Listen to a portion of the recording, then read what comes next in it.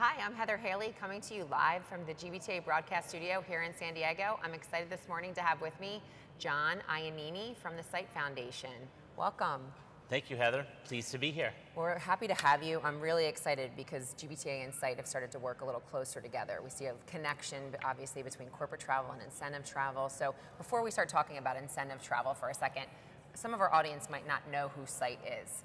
Can you tell me for a second? Yeah, I'd be happy to. So Site is the professional organization that's global, now more than 40 years old, that is focused on incentive travel. So it stands for Society for Incentive Travel Excellence. So that's perfect. So now everybody knows who Site is. Let's talk though about incentive travel.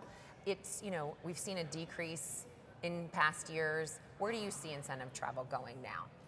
So what's happened in the last couple of years is really revolves around perception. Right. It's people not understanding that incentive travel is a motivational tool used by companies in order to stimulate sales and to reward top achievers. Right. And as we know in today's business environment, retention of employees is the number one. It's a key factor that sits in the C-suite every single day, talking about how do we keep the people that we need to maintain our business model. And this particular program, this travel program that's designed by companies with the help of intermediaries that are out there that are experts in the space, actually drive sales and drive retention. So I think you probably answered some of the question already, right? So why are we seeing a rebound in incentive travel? And we are because of the retention factor. I mean, that's probably the biggest.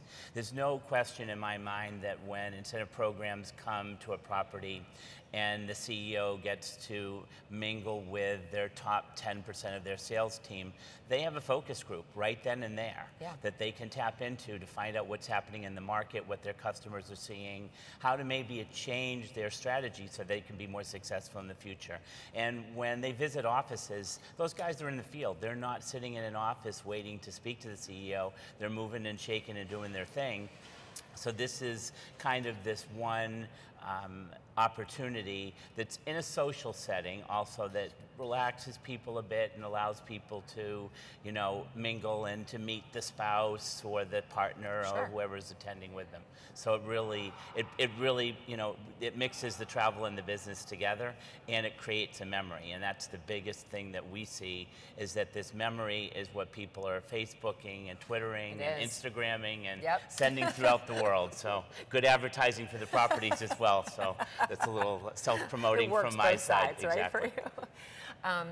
So where do you see incentive travel sitting within the corporation, and how can companies, really build a program around it?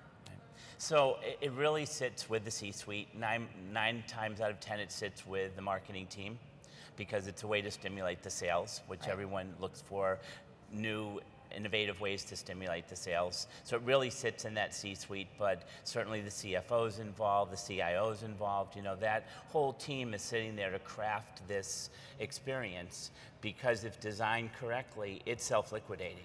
There isn't a cost for it. Right. It's designed so that the increase in sales actually pays for the trip.